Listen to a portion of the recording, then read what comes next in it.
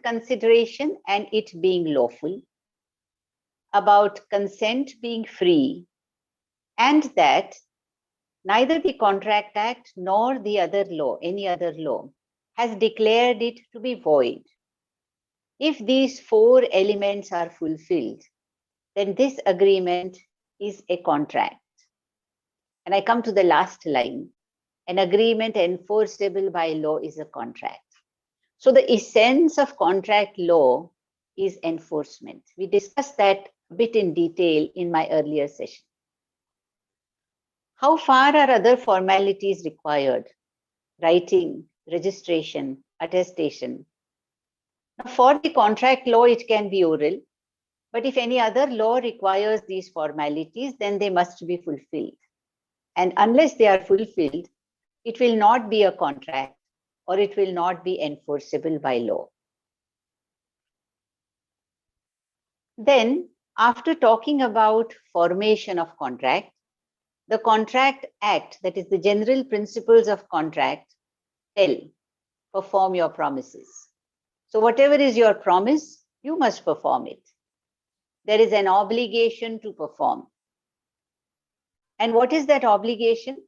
Either you perform or you offer that performance. Then there are some details about who should perform, what happens if there are joint promises, what happens if a promiser dies or a promisee dies. So these principles are given in the Act. Then other aspects of performance are also discussed, like time, place, manner of performance. What happens if multiple payments are made towards many debts which are owed to a person? What happens if promises are will come one after the other? Then what are the rules of performing them, and so on. So they are the different aspects of performance. Then across all provisions, the Contract Act also tells us when you need not perform. For example, the contract is contingent and that event on which it is contingent has not happened, where the performance has become impossible, where your promise depends on my promise and I have not performed my promise, so your later promise need not be performed, where parties together have novated, made a new contract, or have altered, that is changed some of the terms, or have rescinded, that is cancelled it, where the promisee remits means he says instead of 50,000, give me 25,000. So he reduces. Where he dispenses with performance. So where he says that don't do it, he forbids. Or where he gives more time. So whenever he extends time, then the promise as to time gets extended. So the earlier promise of the earlier schedule need not be performed. Now this, I think, is the essence of contract law, which is section 37, which says that the parties to a contract must either perform or offer to perform their respective promises, unless such performance is dispensed with or excused under the provisions of the Act or of any other law. In today's session, I want to highlight that the obligation is to perform the promise. Now, if I don't perform the promise which I have made to you, you are going to hold me liable. What is that liability? We'll see later. So it is so important that the promise which I have made to you, for which I will be liable, is very correctly drafted in the contract. So my stress in telling the section here is that it is the promise that is the essential part of a contract. And then the contract law tells us that, okay, if there is a breach. Now the contract law doesn't tell us what is a breach. You perform, and if a person has broken, right? So when a contract has been broken, the party who suffers by such breach is entitled to receive from the party who has broken the contract compensation for any loss or damage caused to him thereby, which naturally arose or which the parties knew would arise from such breach. So what I have done in the first few slides is to give an outline of the general principles of contract law: formation, performance, the obligation of performance, the aspects of performance, and the consequences of breach. And this is what the general principles of contract law are all about. There are also laws governing special contracts, like the Sale of Goods Act, the Transfer of Property Act. Then in the Contract Act itself, 3 separate chapters, one dealing with bailment and pledge, the next one with indemnity and guarantee, and the last one with agency. What are they? They have special rules governing the rights and obligations and breach and consequences relating to those particular contracts. And because every such special contract is different from other contracts, and it has different rules applicable to that contract, each of these provisions first defines what it is. So you have a definition of what is indemnity, a definition of what is a sale of goods. And then we say if the transaction is a sale of goods, if the transaction is a transfer of property, if a transaction is a mortgage under the Transfer of Property Act, then what is it? What is it that makes a mortgage? What is it that makes a transfer? What is it that makes a sale? So these laws help us identify the special contract. I think from transaction perspective, this is important. For example, we have a law which tells us the rights and obligations relating to pledges.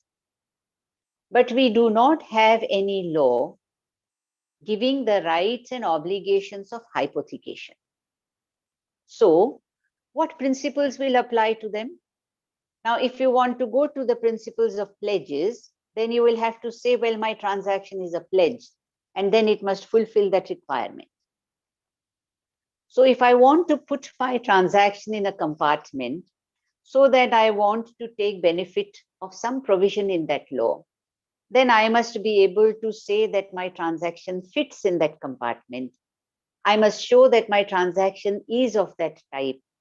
I must show how the features of my transaction fit in the definition of that type of special contract. I'm going to come later on to these features. So I've just used the word features here. Then these special laws give special rules which apply to these transactions. And very often, many of these such provisions follow the general principles of contract law. By that, I don't mean provisions. What I mean is principles, right? So those principles get translated further to fit that special contract. Now, when you look at these provisions, look at the provisions of these laws from this perspective. I'm sure your perspective will change. Now, what does the contract law not do? And when I say contract law here, I refer to all these special laws, right? Sale of goods, transfer of property, etc., etc. They don't tell us what parties should agree. They leave it for the parties to decide what they want to do. Okay. So do you want to make a contract with a minor? Go ahead, no problem. If you want to make a wager, go ahead, no problem. If you want to attempt to sell a property without registration, immovable property, go ahead, no problem. The consequences of that are given. So it does not prohibit any transaction. So it doesn't tell us what to agree. We are free to agree, even that which is void under the Contract Act, so long as we know the consequences. And it does not prohibit the making of any agreement. We must remember that there may be other laws, like regulatory laws, which regulate transactions, say electricity, insurance, etc., which might impose terms. The RERA, for example, might impose terms which the contract must fulfill. So they come in other laws, but not in the principles of contract law. Similarly, there may be other laws which prohibit agreements, but not the Contract Act. So, this is where we start our session today. That parties enjoy tremendous freedom because the law doesn't tell what to agree. Parties are free to agree. For example, if I have to sell goods to you, whether I deliver the goods to you and then ask for the price, or whether you pay me an advance first and then I will deliver goods to you, or whether I will give you a bank guarantee first, then you will pay me the advance, then I will deliver goods, and then you will pay me goods on the amount after 6 months. We are free to agree. We are free to agree the description of goods. We are free to agree what if the goods are defective. Will there be a right of return or a right only to claim compensation? This is the freedom. So parties enjoy considerable freedom in the contracts they make. They have a freedom to decide how they will form the contract, what will be its terms, that is the provisions which are the main business of the contract. Before we proceed ahead, I would like to divide a, what shall I say, a sort of formal written contract into 4 parts. The introductory part, the part which is the rights and obligations relating to the business which is to be achieved. So I will deliver goods and you will pay me the price. Then the consequences of non-performance. So if there is a delay, then I will pay you 100 rupees per day. Consequences of non-performance, right? So our main business, the consequence of non-performance, and lastly, provisions how to manage the contract. I'll be dealing with some such, just indicate some such provisions later. And in all these aspects, parties enjoy considerable freedom. So what are the terms? What will amount to a breach? And what will be the consequences if there is a breach? Can one party order the other party to make changes? How long the term, that is, how long will the contract subsist? Discharge means how will the contract come to an end? Will the contract come to an end if raw material is not available? If the pandemic comes, if an epidemic comes? And what will happen if the contract ends? So the consequences. In an international situation, parties can also choose which law will apply to them. They can decide that they will go to arbitration rather than the court, and they enjoy considerable freedom in organizing the procedure of arbitration to the extent the Act allows them. And they can also choose jurisdiction of courts. So every aspect of contract, they enjoy the freedom. There may be regulation requiring them to agree in a certain way, but that regulation applies only to certain contracts. So now, where do we see this freedom? Firstly, these contract related laws, I gave you a list of them and many others. They themselves contain provisions which say, so if it is section, say, 290, there is no such section in any law, says 290. So that section itself states or provides that what is given here will be subject to what the parties have agreed. So if parties have agreed something, that will apply, but otherwise this section will apply. This is what the section itself says. Now, let us look at how this operates. You will find this type of language. There are actually 25 different ways in which it is stated across different laws, where the section itself says that unless a different intention appears, or unless a contrary intention appears, contrary means exact opposite, different need not be opposite, right? Unless it is otherwise agreed. So there's a distinction between having an intention, which is a matter of evidence, and there being an agreement, which would require the fulfillment of what is an agreement. So unless otherwise agreed, in the absence of any agreement to the contrary, in the absence of express contract to the contrary, in the absence of any provision to the contrary. So what are they all? They are all provisions in these acts which themselves tell that parties, you do what you want, but if you haven't, then this provision will apply. And you will find even lots of them even in the Transfer of Property Act. So now, let us see how this operates. We have a section 151 which says that the bailee must take care of this. And then 152 says, bailee when not liable for loss, etc. of thing bailed. The bailee, in the absence of any special contract, is not responsible for the loss, destruction, or deterioration of the thing bailed if he has taken the amount of care of it prescribed in section 151. So what this says is that it is possible for the bailee to agree to take more care than what 151 requires. And if he agrees, please remember that there is case law to say that this doesn't mean that he can take less care. I will request you to go to that case law. That's not part of my discussion today.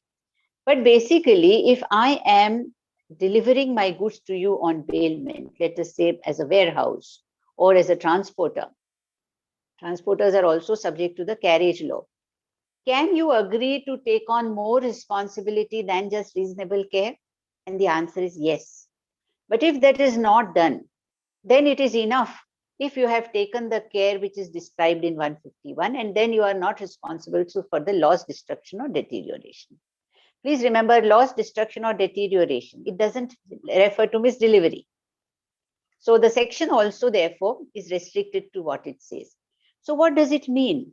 It means, on the one hand, that this rule applies only if there is no contract. But from the transacting perspective, it means that I will look at this part which I have marked in red, and I will say, okay, in my transaction, can I make an agreement which will increase the liability?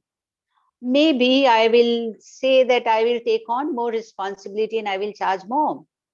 I'm in a position to do that. So is that possible? So it allows me to think, if I look at this provision, it allows me to think that there can be other ways in which something can be agreed. Now, this is again from the Contract Act. Pawnee not to retain for debt or promise other than that for which the goods are pledged. The pawnee shall not, in the absence of a contract to that effect, retain the goods pledged for any debt or promise other than the debt or promise for which they are pledged. I'm sorry, there's a mistake in typing.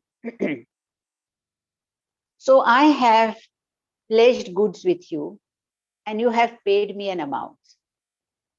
I have another pledge where I have pledged another goods, item of goods with you, which is a separate transaction, for which you have paid me an amount. Now, when I come back with the money on the first, can you refuse to return the goods by saying that, no, you have another one kept with me? And this section says no. But what does it say? It says in the absence of a contract to that effect, which means that there can be a contract where even if the goods are pledged for this promise,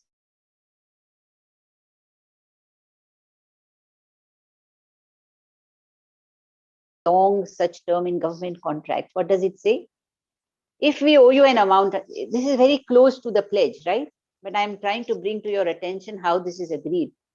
Banks especially, when they accept goods as security, they will have a contract or an obligation, or let us say a permission written in the contract, the provision in their contract which says that if any other amount is due to the bank, then we will not let go of this security. Not just for this amount for which this is kept as security, but also any other amount.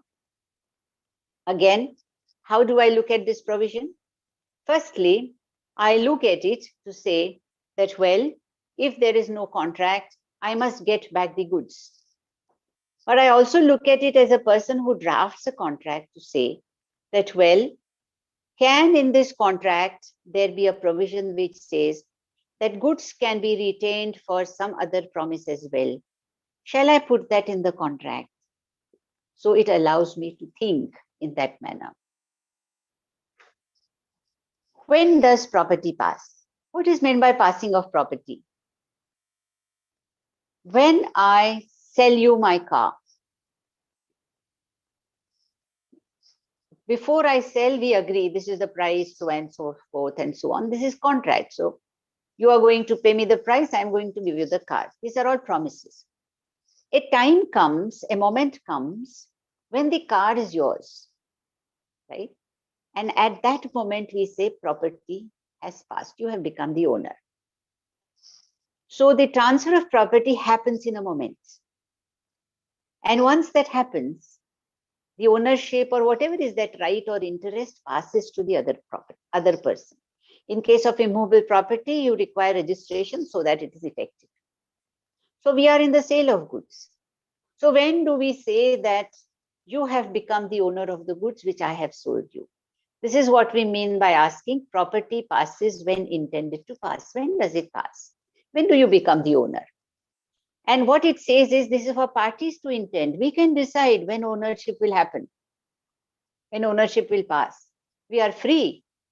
Now, section 19 and later sections give special provisions that if nothing is agreed, then what? For example, when specific goods are sold, then property passes at the time of sale. But there are other provisions for unascertained goods and so on. So let us look at subsection 3 of 19. Unless a different intention appears, the rules contained in sections 20 to 24 are rules for ascertaining the intention of the parties as to the time at which the property in the goods is to pass to the buyer. So first the section says property passes when it intends to pass.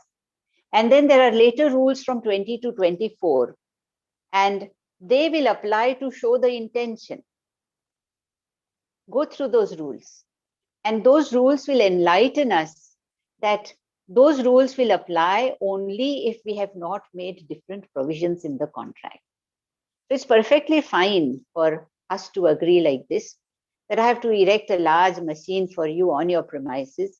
I bring all my stuff and put it in your premises, where my workers will come, my employees will come and put up that machinery. Now, normally ownership passes, risk also passes. So the normal rule is risk passes with ownership. But that is not how I want. I want that the risk should pass to you when all this equipment and all the machines and the parts will enter your premises. Because I don't want to take the risk for them when they are on your premises. So I want to separate the risk from the ownership. And then when do you want to take ownership? After the machine has been erected and there are trials and so many trials and it shows performance, then you want the ownership to pass. So what are we doing? We are separating payment from risk, from ownership, and we are intending that ownership will pass only at a certain time. Now, if that doesn't happen, then we will have to go to these rules to find out when property passes. Ideally, contracts where goods are sold, it's a good idea to make a provision about passing of risk and passing of ownership. We must remember that ordinarily, goods are at the risk of the owner. Sale of Goods Act, installment deliveries. What is the issue? I have agreed to deliver goods to you, 4 trucks full of goods, so many tons. And I send one lot, and the other lot is still being loaded in my warehouse. So when you receive the lot, you have received an installment. Are you bound to accept an installment, or can you say, no, I will not take an installment, send the whole 4 trucks at the same time? This is what provides an answer. Unless otherwise agreed, the buyer of goods is not bound to accept delivery thereof by installments. What does it mean? If I want to draft a contract where a large consignment is to be delivered, should I make a provision for installment deliveries? Right? This is what I must think. I come to Transfer of Property Act. Operation of transfer. What does it mean? Let us suppose that I am the lessee of a plot of land. Please remember Section 8 applies to movable as well as immovable property. I am the lessee of land. And I write a transaction with you, which we get registered, where I have written that I have transferred to you this land. Nothing else is written. Now my lease remains for 100 years. How much do you get? This section says, unless a different intention is expressed or necessarily implied, a transfer of property passes forthwith to the transferee all the interest which the transferor is then capable of passing in the property. So if I have not mentioned anything, then you get whatever I have. What do I have? 100 years of leasehold rights. Otherwise, I will write in this transfer that I am transferring to you leasehold rights, whatever I have leasehold for 35 years. I have sold you a plot of land. Does it come to you with all the trees? The answer is yes. Whatever I own and attached to it comes to you. But if I say that I have sold you everything except the coconut tree, which is in the northwest corner. So everything comes to you except the coconut tree. So remember operation of transfer. If you want to restrict something, you can restrict. Otherwise, whatever the transferor has gets transferred to the transferee. I must repeat that I am generalizing quite a lot. Section 8 has plenty of commentary relating to its interpretation. I'm trying to generalize. What I wish to highlight is that when I am transferring property, I must keep this section in mind and wonder, should there be restrictions or should there be limits? Or do I want to give it for the whole period? And so on. Section 45, joint transfer for consideration. The whole question is that two persons have purchased immovable property. And what is each person's share? This is the law. This is the default provision. The very important part is something I'm going to highlight. So let us read it. Where immovable property is transferred for consideration to two or more persons, and such consideration is paid out of a fund belonging to them in common, they are, in the absence of a contract to the contrary, respectively entitled to interest in such property, identical as nearly as may be with the interest to which they were respectively entitled in the fund. So if nothing is agreed, if there is no contract, then their share depends on how much they have contributed. So if X has put in 60% of the money and Y has put in 40% of the money and purchased immovable property or interest in immovable property, their shares are 60 and 40. What this says is that if they have paid out of one fund, then we look at how much they have contributed. And similarly, if they have paid separately, one comes from one bank account and the other comes from another bank account. Again, it says in the absence of contract to the contrary, their interest in that property depends on shares. Now, for me, what is important as a transaction lawyer? First of all, I must understand that the shares of the persons for whom I am writing the document are going to be according to contribution. But then it is their wish that they want to keep it equal. So they will contribute unequally, but they want to keep their shares equal. Can they do that? And this section tells us, yes, they can do that. There may be tax implications. I'm not on that issue. Can they do that? Yes, they can. Look, so much freedom in deciding what will be their shares. Now I come to Copyright Act.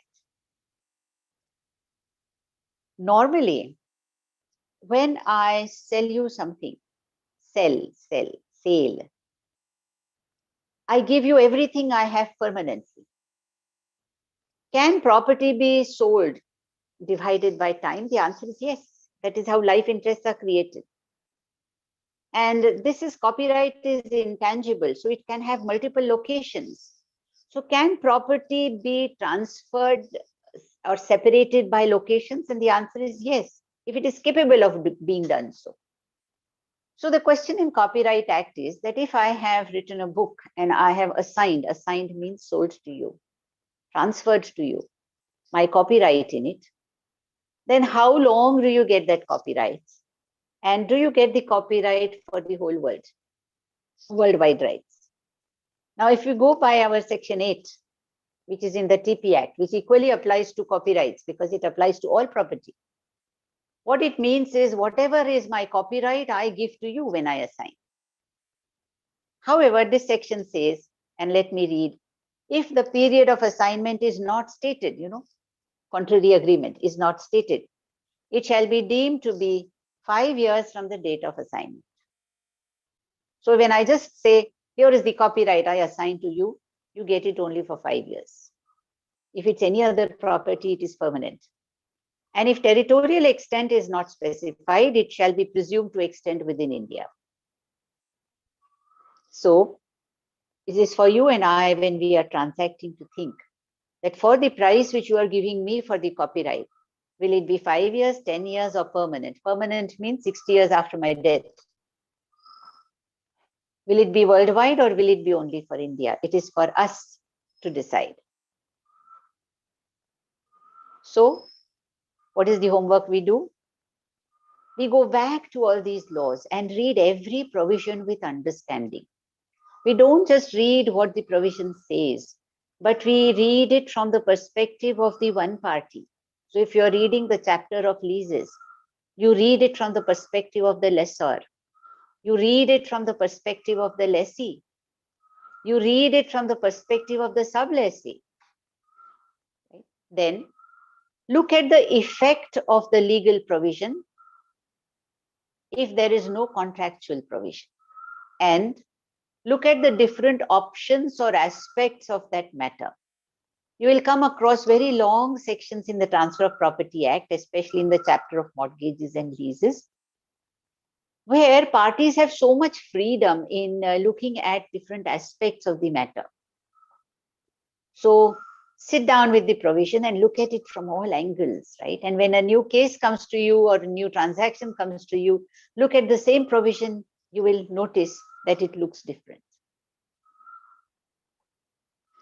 Now, this is where the earlier part was where the contract law provisions themselves said that these provisions are subject to, and you will find lots of them through these laws. But now I raise a proposition that the contract law itself, much of it is default rules. What is a default rule? A rule that applies. So it is a rule. But when parties make a contract, they override the rule. And so it is said that the contract law is meant only to fill gaps.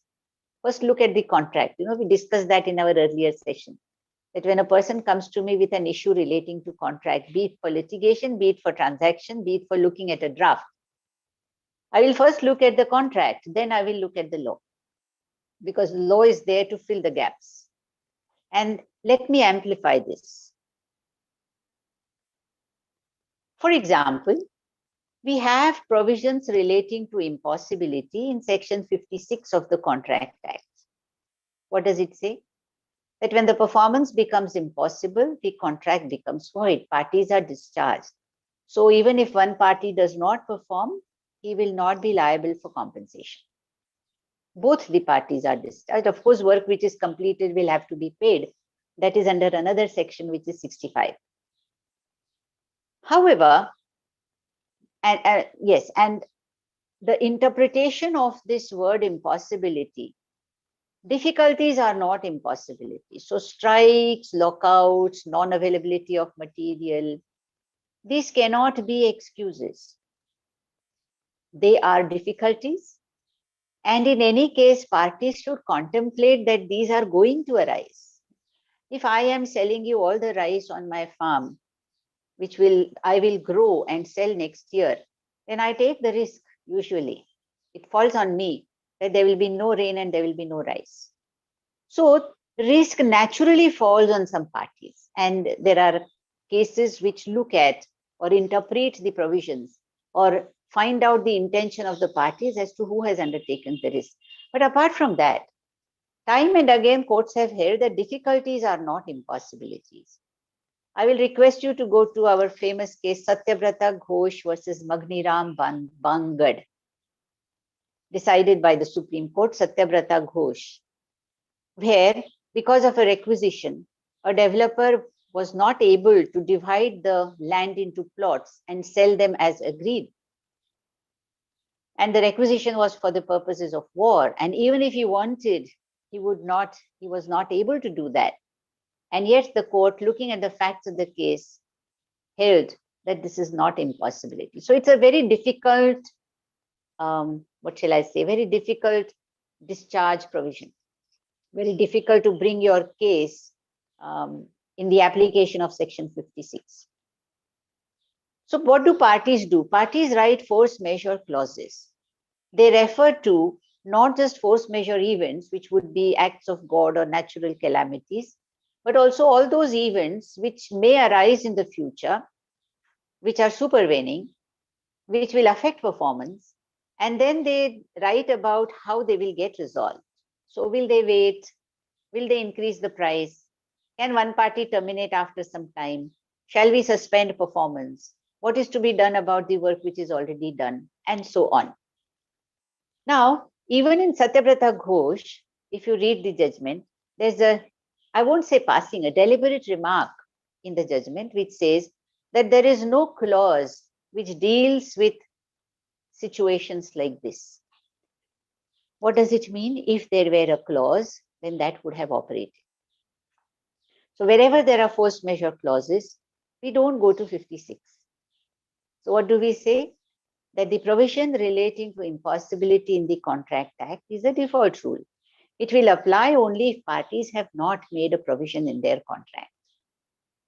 So read many force majeure clauses, see what they do, understand them well, understand the different aspects of force majeure clauses which people make for different contracts and use them. Now I come to alteration. Section 62 says that both the parties to the contract, and if there are many parties, all parties to the contract can change the contract. One party can't change. So if you and I have a contract, we both together can change it. If I say I want this change and you don't agree, then there is no change. But if I say, shall we have this change, and you accept it by saying, yes, yes, we will, then it is changed. But without the consent of both of us, a contract cannot change. But parties can incorporate in their contract that one party may ask for a change and the other party will fulfill it. And naturally, it is not just one sentence. It will have to say, what about the rates? What about the costs, etc. So do read such clauses. I call them variation clauses. Sometimes they are called modification and so on. I'll come to the last point first and then come to compensation. What is rescission? Rescission is ending the contract. When can rescission happen? Under 62, when parties together decide to cancel, then they cancel. And under the Contract Act, a contract can be terminated only in 3 situations. One is where one party has refused to perform anticipatory breach, Section 39. The other is where you and I have a contract and I am preventing you from performing. You want to, but I am preventing you. Then you can end the contract. So prevention. And the third is where one party has failed to perform and time is of essence. So not for every failure, there is an automatic right of termination. Time is also of essence. So other than these 3 provisions, there is no provision in the Contract Act for termination. If it's a sale of goods, then naturally you go to those implied conditions, which says that if a condition is broken, then the buyer can reject the goods, that is, end the contract. So now the law says that termination will happen only for these breaches. Of course, if you don't terminate, you can always claim compensation, no problem. But the right of termination comes only under these 3. But parties can put termination clauses. What do they say? That without any reason, we will terminate by giving you 7 days notice, 1 month's notice. The Supreme Court has upheld these clauses and said that termination is valid. So again, these provisions of rescission become default rules. Now I come to the second last item, that is compensation. Section 73, which we read earlier, said that if one party breaks the contract, then the party who has suffered by the breach is entitled to claim compensation for these losses, those which naturally arise and those which parties contemplated when they made the contract. So if I have broken the contract with you, whatever losses you suffer, which were in contemplation, let us say, I am liable to pay you. But parties are free to put exclusion clauses. What is the exclusion clause? There will be no liability to compensate. Are they valid? Yes, they are valid. Parties can put a limit on liability, that maybe your loss will be 2 crore rupees, but we limit our liability to 1 lakh rupees or 20 lakh rupees. So parties can do that. They can also limit the losses. So they may say that if there is a breach, then only natural losses will be paid, but not loss of profits. So items of losses may also be taken away, which would otherwise have been available under Section 73. So what do we say? We say that 73 itself, the essence of contract law, payment of compensation, that itself is a default rule. Look at the possibilities which the law allows us to incorporate in our contracts. Now I come to another aspect. A contract law enforces promises. So I have promised to deliver goods to you and you have promised to pay me the price, and I have promised to sell them to you, which means to transfer, to make you the owner. So my main promise is deliver goods, and your main promise is to pay the price. Now each of these has a content. Which goods, how much, so that becomes the sub details. And further details, what happens if the goods are not according to quality? What will be your right if the goods are not according to quality? How will we decide whether something is in quality or not? If I am sending you small machine parts, take any sample of 1,000, and if any 3 are rejected, then the whole lot can be rejected. So these are the consequences of not fulfilling that promise. So understand the content of each promise, and then you must design the promise. And when I say promise, I include the promise, the sub-promise, the effect of not fulfilling. Understand it fully, and then decide how you want to design. Please remember, we don't put delivery-related provisions in one section and price-related in another section. They are mixed up within the contract, but we have to make sure to know what we want and see that it is incorporated in the contract. Now, these promises which I mentioned earlier deal with, one is the business itself. So I am going to give you goods and you are going to give me the price. This is the business. And if it is done, then we are happy that the whole contract is fulfilled. The second is the risks. Now, what will happen if the goods are not of the quality which I say they are? That is the risk you see. What will happen if you have paid me the advance and I don't deliver goods to you? This is the risk that you see. So we also incorporate provisions in the contract to fulfill these risks. Then there will be provisions to manage the contract. So we say that whenever goods are ready, the seller will inform the buyer. Okay, this is for managing the contract. The goods are to be delivered, but first inform. How will it be informed? By giving a notice. How to give that notice? There's a provision in the contract which says notice shall be given by email to this, that. So you have provisions which manage the contract, and you have provisions which manage enforcement, like jurisdiction, choice of law, arbitration, then self-enforcement, call the bank guarantee, and so on. So promises are not just I will deliver goods and you will pay the price. The contract contains so many of these. And all of them together form a whole. And I will give you an example. That I have offered to sell you goods at a certain price. And I have said that Pune, I'm in Pune, right? And you are, let us say, in some other place. Pune court will have jurisdiction. When I say Pune court will have jurisdiction, I'm happy. Now you say, no, Pune court will not have jurisdiction, Chennai court will have jurisdiction. Now I'm not so happy because if dispute arises, then there are costs involved of fighting it in Chennai. So then I say, okay, if you want Chennai jurisdiction, then I will increase the price by 0.5%.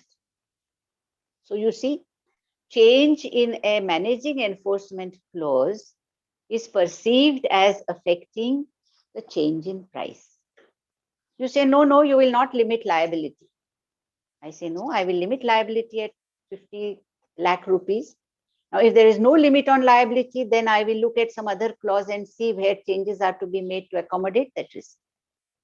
So the whole thing is seen as a whole picture. And this is very important, when we receive a draft and we want to make a change in one part, we must look whether changes are required in any other part of that contract. Now, the steps towards applying the law is first know the transaction. So it is very important to know the essential features of the transaction. Is this transaction a sale of goods or is it a bailment? Based on that, the Sales Tax Act will apply. Is this transaction a mortgage by conditional sale or is it a sale with an agreement to repurchase?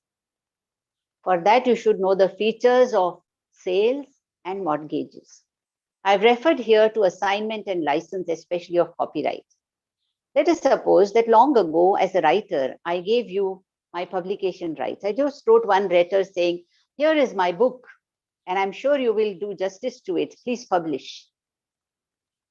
And later on, a question arises whether this is assignment or license. Please remember, I have not used the word transfer. I have not used the word assign. I have not used the word license.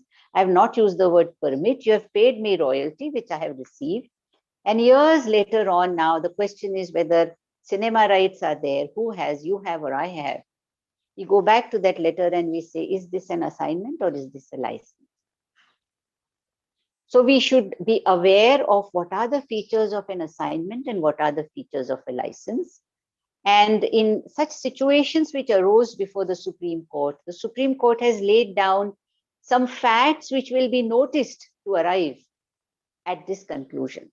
So we say when it's an assignment, usually a lump sum will be paid. When it's a license, usually there will be control. These are the features. So partly the features come within the definition, and that's why I gave importance earlier to the definition, but partly they also come where the Supreme Court or any other court has looked at how parties enter into those transactions and their behavior. And then you look at that behavior to see whether, or rather, what is the nature of the transaction. My point is from the transacting perspective, right? What I told you was the litigation perspective. Keep that in mind, and we come to transacting perspective. What is it? Do I want to make an assignment or a license? Now, the person who takes it wants an assignment.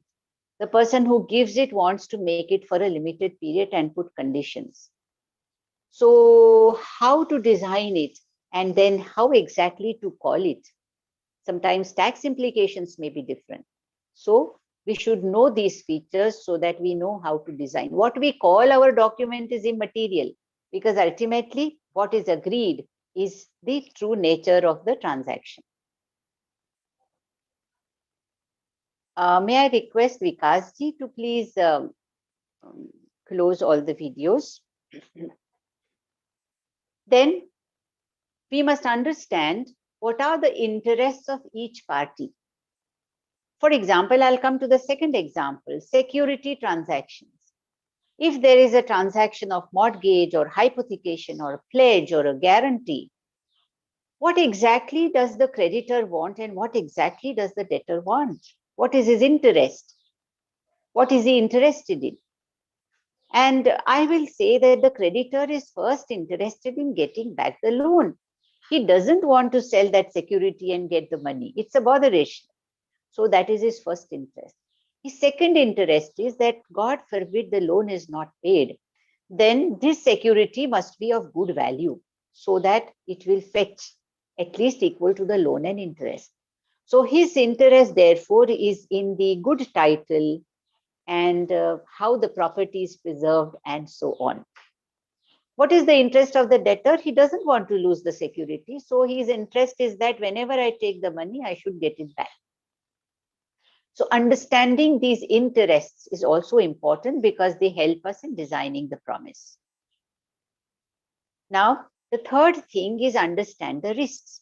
And I take this example of a warranty. Let us suppose that I am selling you my business and you want from me a promise that there is no litigation.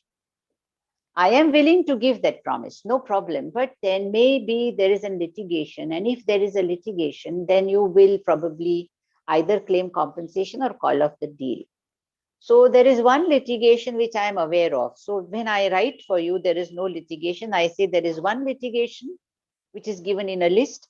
Other than that, there is no other litigation. Now again, I will think and I will say, well, I am giving you that promise, but there might be some litigation which I don't know. So then I again change it and I say that this one is the only litigation of which I am aware.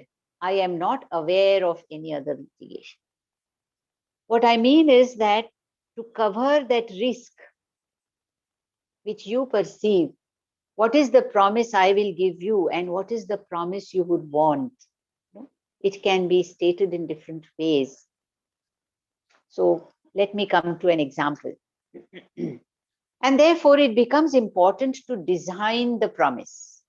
So each party's respective promise is to be located. Look at the content of each promise and the sub-promises, cover the risks and look at all the aspects and understand the effect of what is agreed. How do you achieve this? By reading many contracts with great interest, especially reading them just like that, not because you're reading it for the client, but just like that, without any purpose. Just read them for the purposes of understanding and appreciating. So let me take this example of confidentiality. I am giving you confidential information. And these are the three ways in which it can be agreed. So we are agreeing that it is your obligation to keep it confidential. So in the first case, the receiver shall ensure that the information disclosed to the receiver shall be kept confidential and shall not be disclosed except as permitted in this agreement. Looks very fine, right? But what is that information? Which information will be confidential? How will he ensure? So if I am giving, I should be conscious of the systems in your company or in your business place. How are you going to ensure? So it falls upon me. The other way is where we say the receiver shall take reasonable steps, right? This reasonable is very vague. And what is reasonable according to me may not be reasonable according to you. So whether we agree in this manner, I'm not saying which is better.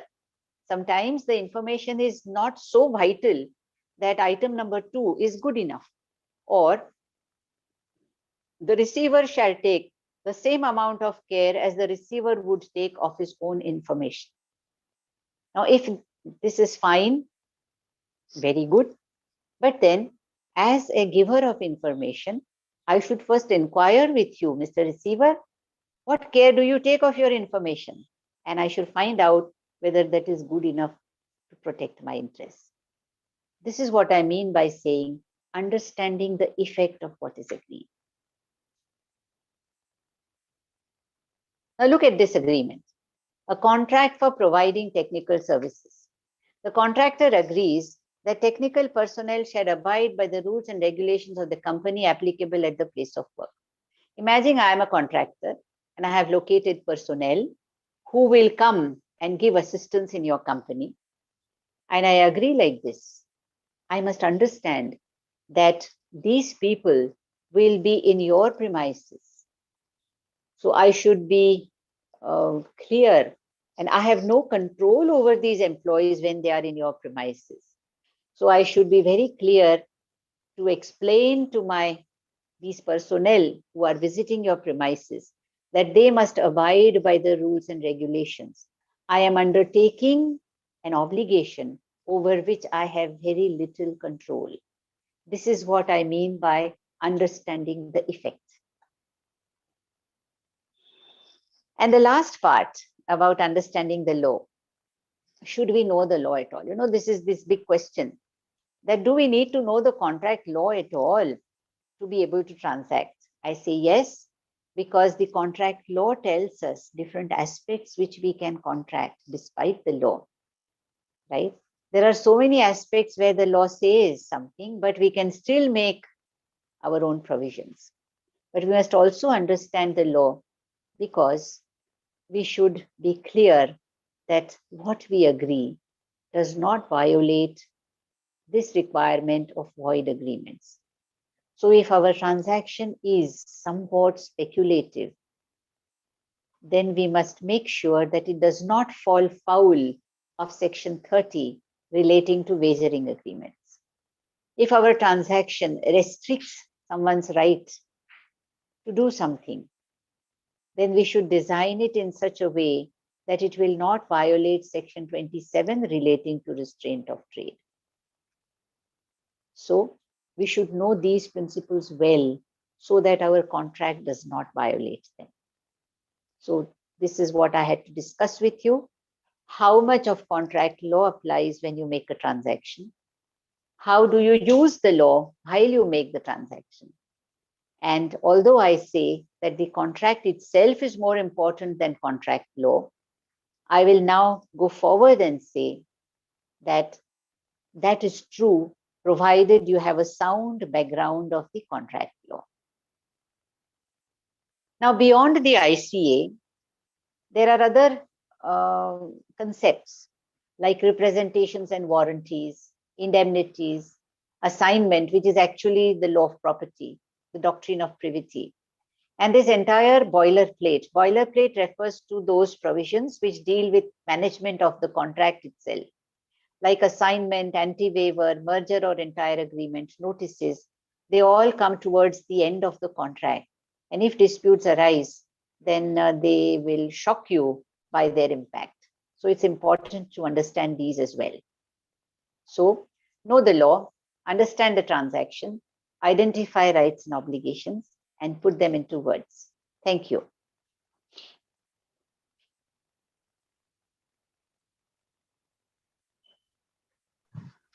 Ma'am, we can have that screen sharing off. Yes.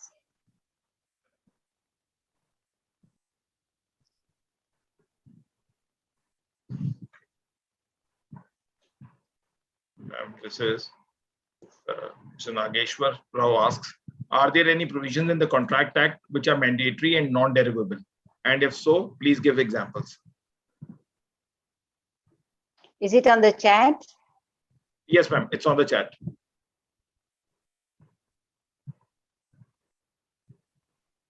Mandatory contractual provisions, most of them will be in other laws, not the contract law.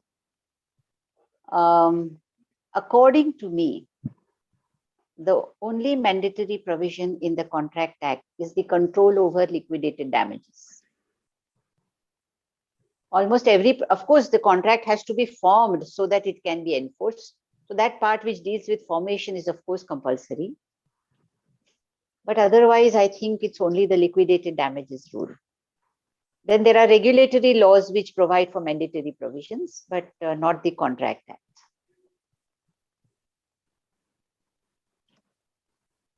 This next question is also by him. Can you please explain the relevance of Section 27 to 29 of the Specific Relief Act, which deals with the rescission of contracts? Can you give practical illustrations of when these provisions can be made use of by the parties? Okay, although that is not the subject of our discussion today, Rescission occurs, if I remember section 27 correctly, when the contract is voidable at the option of a party, and not necessarily a party, even any other person. Now, let us suppose that the contract is voidable because of lack of free consent. It is not necessary to file a suit for rescission. It is enough if I give a notice that I have rescinded it and I have ended the contract.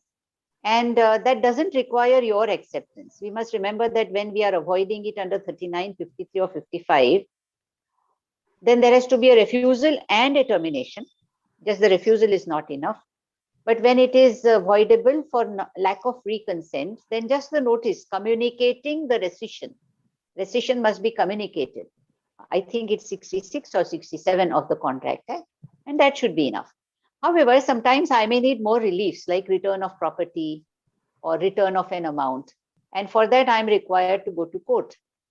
So I can either say I have rescinded it, therefore give me the money, order that the defendant should give me the money, or I can myself ask for the relief of rescission under 27.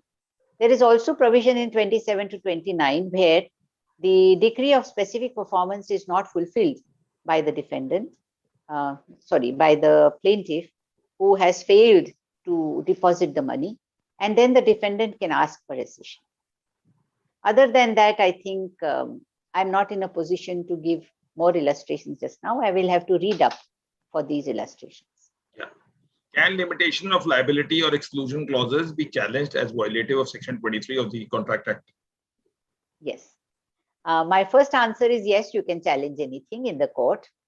Okay, will you be successful? I believe no, because exclusion clauses have been held to be valid. Other than this Brojanath Ganguly's case, which dealt with a situation, which in simple words is like this, that there is a party which is a big party and a small party, such that this big party can dictate terms which the small party cannot negotiate. And a small party has no other option than to undertake what the big party has proposed. Then it may be struck down as against public policy. I say it may be because every such contract, every such agreement will come up separately to test whether these tests have been fulfilled. Jen, ma'am. Can you please give real examples of clauses in the contract which relate to assumptions and attribution of risk? How do we identify such clauses? Representations, warranties, and indemnities.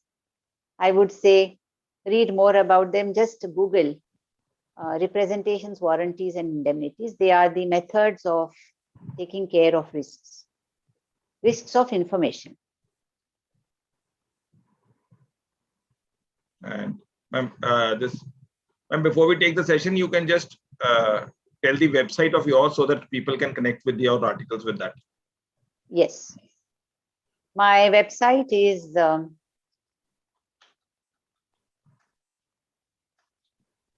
you can post it in the chat. Meanwhile, I will take the question.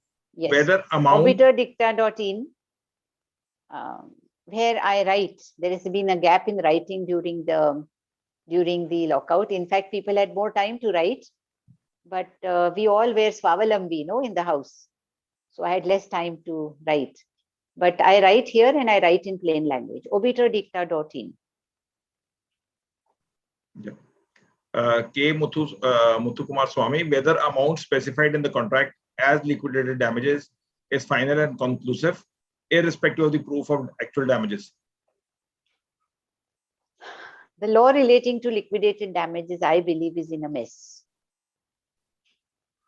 Ordinarily, the amount specified as liquidated damages should have been final, unless the other party showed that it was not reasonable. The current state of law is that very simply stated, that if the amount of the claim of liquidated damages is challenged, and if I am claiming it against you, and I file a suit for claiming liquidated damages against you, the amount which is agreed, I will have to first show that in our contract, it was difficult to calculate damages. So they were unascertainable. And therefore, because of this difficulty, I'm entitled to this amount, because they can't be calculated. That is really sad. I will request you to go through my article,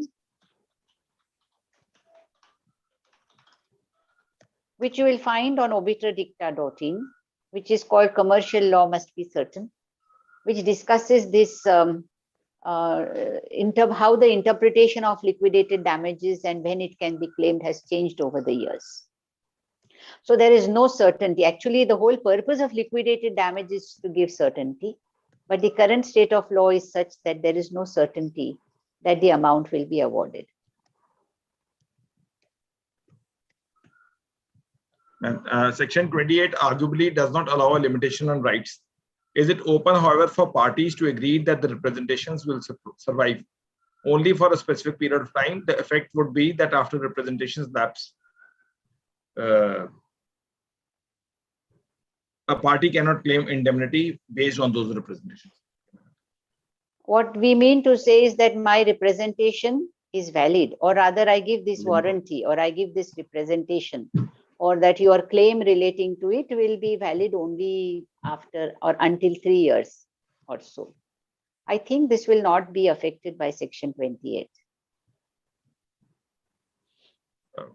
I might be careful in wording it. I might be careful in wording it that I am liable only for 3 years. Don't we have warranties, goods warranties, which say that we give a warranty for only 3 years? Yeah.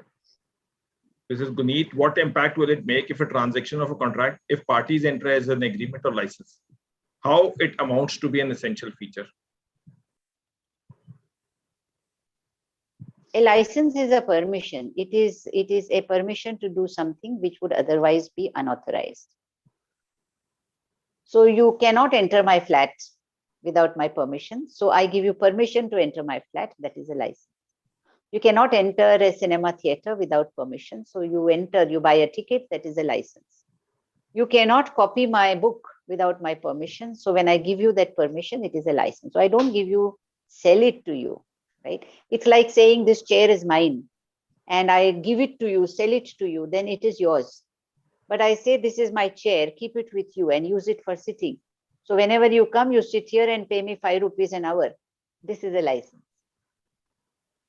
So much depends on how you have drafted it.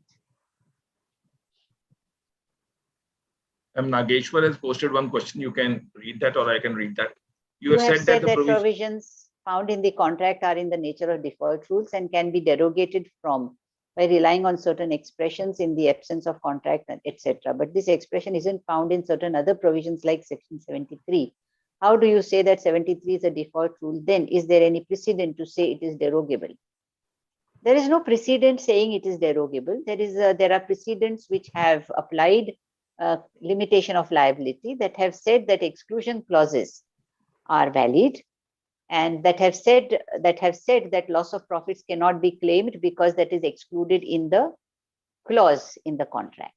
So that is how we say that Section 73 may not fully be applicable in such cases. And these were the questions. Before we part for the day, we wanted to ask, like everybody reads those books which are tough in their language. As they earlier I said that it's always been done that the language is such that even the common man doesn't understand. And more so, even the lawyers sometimes don't understand. So while you have also read all these books, how do you